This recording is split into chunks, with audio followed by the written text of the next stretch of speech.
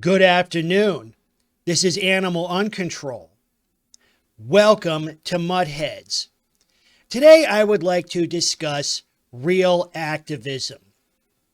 The issues that dogs present to society are a political problem. Dogs and dog ownership are a political issue. Today I would like to discuss more specifically the ADA service dog provision and how that has enabled an epic train wreck of fail.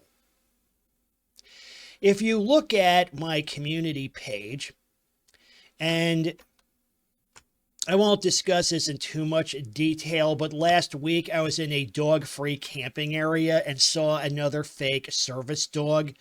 Okay, this person was riding a bike with a mutt on a 10-foot leash, pulling at the leash, sniffing around, barking. Of course, I did confront them. I yelled at him, "This is a dog-free area." And they just, looked at me and kept going. I reported it to the ranger, yada, yada, yada. You can read up on it here. Just today, I encountered a fake service pit bull while grocery shopping. The dog was game. I did not confront that dog owner because I did not want to, trigger the dog. Because remember how this works. Even the tiniest thing is sufficient justification for Fido to rip somebody to shreds. Okay, so if I had confronted that owner and Fido had decided to pit out over it, it would have been blamed on me, regardless of who was attacked. The store was full of little kids. I did not want to trigger Mr. Pibbles. This is a very serious problem that needs to be solved. Now, what I intend to do is draft a letter to my senators and my congressperson, asking them to sponsor a bill to revise the ADA. What am I going to ask for? I'm going to ask for basically oversight. Essentially, it's a demand that all service dog handlers have some sort of permit or license to pursue the activity. No more basing this on the hearsay of the dog owner. It's too easy to lie about this. Their word is not good enough. It never was. That is why we have this problem. Now, I also looked up, too, I said, a bill can be introduced in either chamber of Congress by a senator or representative who sponsors it. Okay, and then once a bill is introduced, it's assigned to a committee whose members will research, discuss, and make changes to the bill. Okay, so again, I'm going to request a revision to the ADA. Once I have the draft completed, I'm going to post the text also to the Animal Uncontrol blog and the community page of my YouTube channel. And I invite everyone to, copy. You can copy, you can, change it if you want. Obviously, you don't want to send if you don't, unless you live in Florida, you do not want to send this letter to my senators. You want to send them to yours. Now, this commoncause.org page will tell you how to find all your all your representatives to county commissioners. Okay, so I'm going to draft a letter. I'll probably will send it to the Biden White House also. But if enough people send this in, this could get attention to this issue. Now, when you write up something like this, I think it has to be worded very carefully. I'm going to have to really think about how to play this. I think it's important to not to appear too anti-dog Like, in other words, like, let's, like, rid our spaces of these filthy, disgusting mutts. I know a lot of people, would like to say that, but I don't think it's going to gain a lot of traction with these people. The way to play it is to say, look, you have, pet owners abusing a law meant to help the handicapped. They're taking their pets to places where they are expressly prohibited based on this loophole written into the law. They're overriding association rights, property rights, home rule rights, and again, they are abusing a law meant to help the handicapped. That is low behavior. That's what I said to the park ranger last week. I said these people are abusing a law meant to help the handicapped. And that is this, basically, that makes them the scum of the earth. It's revolting and it needs to stop. They need to be forcibly prevented from doing it. And that's a difficult narrative to argue against. Of course, the rebuttal is, well, you're classist, or not classist. Sorry, I was in a conversation with somebody else, and we were talking about taxing them, and it's like, yeah, it's a great idea, but you're just going to be accused of being a fascist exploiter of the underclass if you ever expect any dog owner to pay anything ever. But I think that what to do is that the ask is that, look, all service dog handlers should be licensed. They should be licensed, by the state or by the federal government to perform the activity. And to earn that license, they need to either, show training documentation for the dog, or at least if the dog is self-trained, demonstrate that the dog can perform the task indicated to a third party or some kind of, regulatory body. No more hearsay. We also need a better definition of what, well, actually, we need two things. We need a better definition of what is a handicap, like who is actually protected by these laws. Is it blind people and quadriplegics? Or is it somebody like me who has to take a pill once a day? I mean, you could argue that on one hand you have like legit handicaps, but the other is like an easily managed health problem that does not require the assistance of a dog or anything for that matter.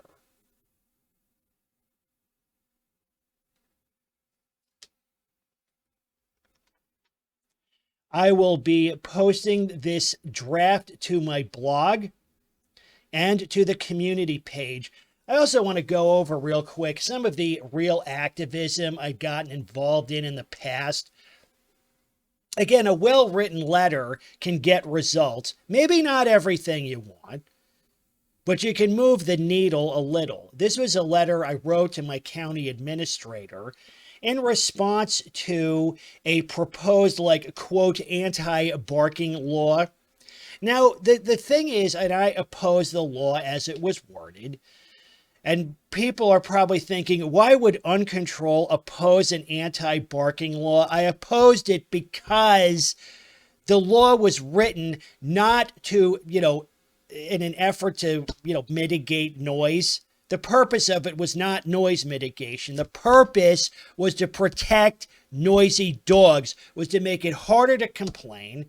Okay, they wanted to increase a consecutive disruption from 10 minutes to 20, and they wanted to institute a multiple household rule.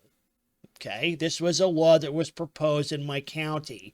So I wrote my county administrator. I CC'd the other county executives, and also the county attorney at the time. I believe none of these people are still in the office. But what happened was, and I don't know if it was strictly because of this, but the new law Again, the pro-barking law did not pass, which is a good thing. Because I made a lot of good, points here. Okay, I said like remove the multiple household rule. Okay, to my knowledge, no other laws have this requirement. Okay, the requirement is that the multiple victims must step forward to trigger a citation. And as I put in like equal protection, maybe a constitutional scholar might say, well, it's not really an equal protection violation. It's, due process, right? Like, if somebody steals my car, they can't say, well, we need somebody else to complain about it before we go after the guy.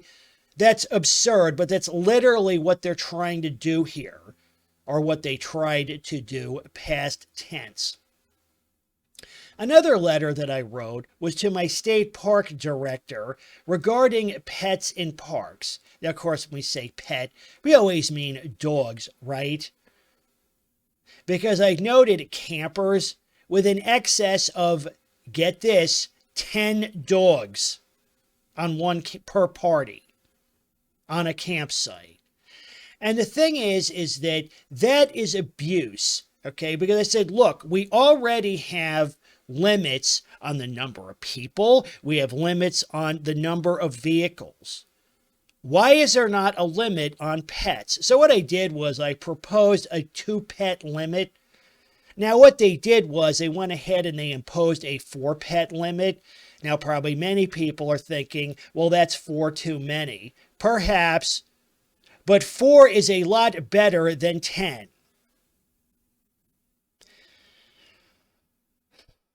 The motorhome that's being used as a rolling kennel needs to park somewhere else, not in a state park. So both of these letters gain traction.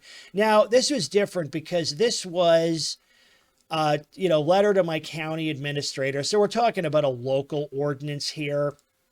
Here we're talking about, state rules and state policies. So you're like one level of government up. If we get into this ADA space, this is a federal law. Now, Chef and I have done, quite a bit of work deconstructing this and indicating all the problems with it. This is why we have fake service pit bulls in grocery stores, okay? Now, like I said, that, the problem is, again, I've said this before, but it's worth saying again, okay, when it is not obvious, let me zoom in a little bit. When it is not obvious what service an animal provide, only limited inquiries are allowed. Staff may ask 2 questions. Is the dog a service dog required because of a disability?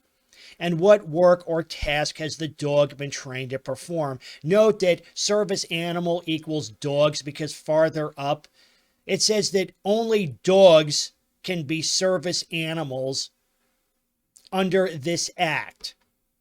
So again, all you service anteater fraudsters are SOL. Okay, staff cannot ask about the person's disability, require medical documentation, and this is what pay close attention to this. They cannot require a special identification card or training documentation for the dog. This, what I have highlighted here, this is the root of the problem. This is what needs to change. This is ridiculous. Consider too, handicapped people. I don't know what folks do in other countries, but in the United States, we have reserved parking for handicapped people. The thing is, you need, in order to, park in one of those spots, you need a window tag. You need a tag issued by this, your state motor vehicle agency to qualify for that parking spot. But with a service dog, you don't need to prove anything to anybody. Now, ironically, this has resulted in a big firing squad sort of another, like, civil war inside the, a dog cult, sort of similar to, like, the adepts versus the pit nutters. That, interestingly, the so-called, like, legit service dog people complain about this the loudest. And you've seen them in the comment sections of, like, chefs' videos and mine. The thing is that those people are about as useful as a screen door on a submarine, because they will endlessly piss and moan about this, but they refuse to submit to any oversight or recommend any kind of, like, useful changes.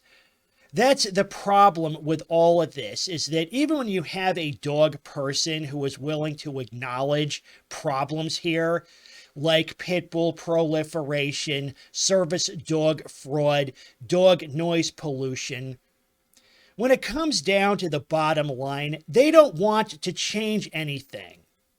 Because the foundation of the dog cult ideology is that dogs and dog owners can never, ever be subject to any regulation, oversight, restraint of any kind ever. Okay? They are free to do whatever they want with zero consequences. Okay? This goes back to, actually, I put another poll up. Participate in my poll. I was discussing BSL.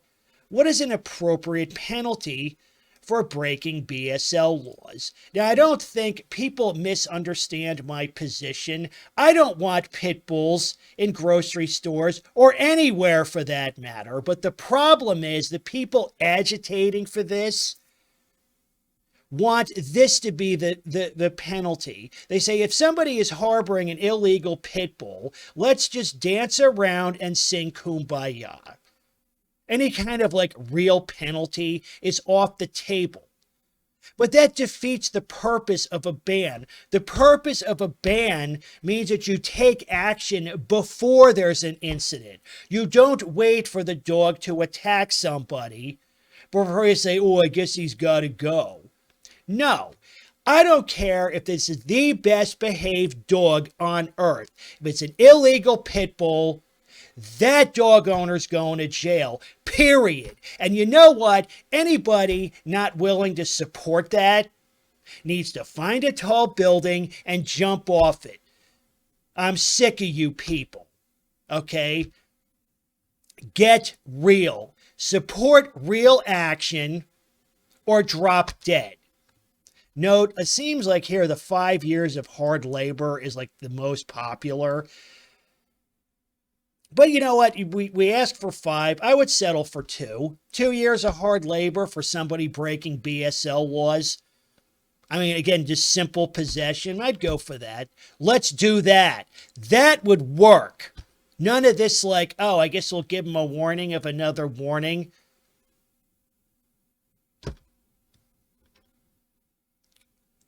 Real activism. Let's do it. This is Animal Uncontrol. And as always, people first.